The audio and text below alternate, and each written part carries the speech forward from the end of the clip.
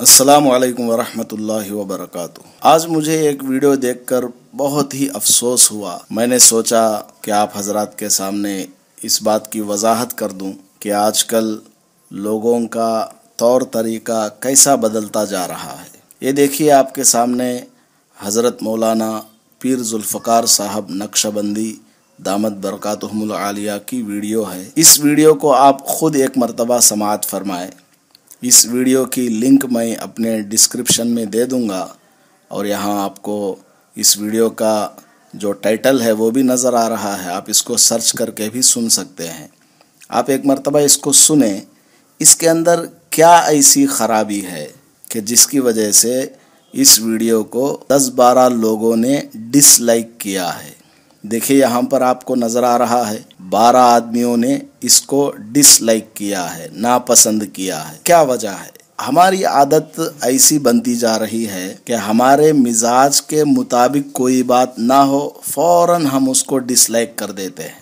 حالانکہ کسی بھی بیان کو لائک کرنا یا ڈس لائک کرنا یہ گویا گواہی دینا ہے، اور گواہی بہت اہم چیز ہے۔ گواہی اگر ہماری غلط رہی تو پھر ہمیں اس کا بھگتنا پڑے گا۔ ہماری گواہی اگر صحیح ہے تو اس پر اجر ملے گا، اگر گواہی غلط ہے تو پھر اس کا نتیجہ وہ تو آدمی کو بھگتنا پڑے گا۔ اس لیے ہمیں اپنا مزاج بدلنے کی ضرورت ہے۔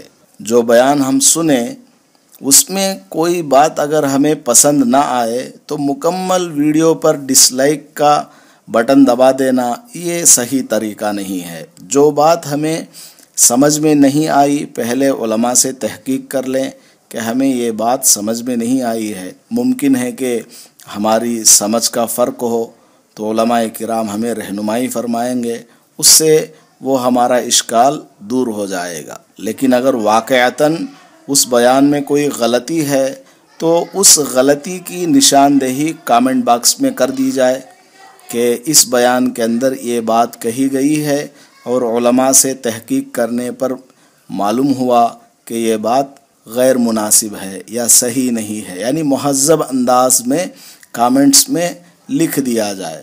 لیکن ڈائریکٹ ڈس لائک کا بٹن دبا دینا ہمارے غیر منصف ہونے کی علامت ہے۔ اور وہ بھی دیکھیے پیر صاحب جیسی شخصیت جو کہ عالمی شخصیت ہے، ساری دنیا میں حضرت کے معتقدین ہیں، اور اندھے معتقدین نہیں بلکہ حقیقت میں ان کو ولی اللہ مانا جاتا ہے، اور علم کے اعتبار سے بھی حضرت ایک بلند درجہ رکھتے ہیں، اور ولایت کے اعتبار سے بھی آپ کا ایک اعلیٰ مقام ہے۔ بڑے بڑے شیخ الحدیث، بڑے بڑے مفتیان کرام، تقریباً 70 ممالک میں ان کے مریدین ہیں، متعلقین ہیں۔ ایسی شخصیت کا بیان کوئی آدمی ڈس لائک کرے یہ سمجھ سے باہر ہے۔ کتنے میٹھے انداز سے حضرت کا بیان ہوتا ہے، آپ ایک مرتبہ سن کر کے دیکھ لیں۔ اگر آپ نے پہلی مرتبہ حضرت کو دیکھا ہے تو حضرت کے بیانات آپ ایک مرتبہ سن کر کے دیکھ لیں۔ آخر ڈس لائک کرنے کی وجہ کیا ہے؟ یہ تو بڑی شخصیت ہے۔ جو عام لوگ ہیں، جیسے ہم جیسے ہیں، عام لوگ ہیں، ہماری کوئی گنتی ہے ہی نہیں، ہمارے جو بیانات ہوتے ہیں ان پر تو ڈس لائک کی بالکل بھرمار ہوتی ہے۔ یعنی لوگ کسی آدمی کو ترقی کرتے ہوئے دیکھنا پسند نہیں کرتے ہیں، چاہے بیان کتنا ہی اچھا ہو اس کو ڈس لائک کر دیتے ہیں تاکہ کوئی اس کا ویڈیو نہ دیکھے۔ چاہے بیان کے اندر قرآن کی آیت کی تفسیر بیان کی گئی ہو، حدیث رسول صلی اللہ علیہ وسلم کی تشریح کی گئی ہو، کوئی خاص اچھی نصیحت کی گئی ہو، تب بھی لوگ خواہ ڈس لائک کر کے یہ بتانا چاہتے ہیں کہ ہم جھوٹے ہیں۔ واقعتاً بیان کرنے والے کا اس میں کوئی بھی نقصان نہیں ہے۔ اللہ تعالیٰ جس آدمی کو بلند کرنا چاہتا ہے وہ بلند ہو کر کے رہے گا۔ ہمارے لائک سے، ڈس لائک سے کوئی بھی نقصان اس بیان پر یا بیان کرنے والے پر پڑنے والا نہیں ہے، سارا نقصان ہمارا ہی ہے۔ ہم نے اگر خواہی کسی بیان کو ڈس لائک کر دیا تو پھر اس کا ہمیں جواب دینا پڑے گا۔ عموماً اس کی طرف لوگ توجہ نہیں دیتے ہیں، اس لیے میں نے اس جانب توجہ دلانے کی ایک کوشش کی ہے۔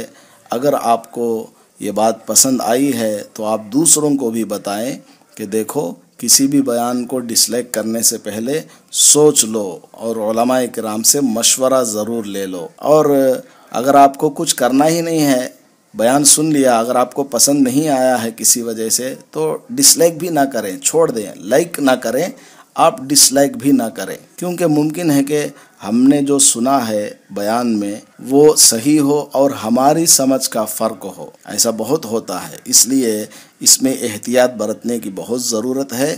خواہ کسی کے بیان کو ڈس لائک نہیں کرنا چاہیے، اور خاص کر حضرت پیر صاحب کے بیان پر جن لوگوں نے ڈس لائک کیا ہے، یہ مجھے بہت افسوس دلانے والا ہے.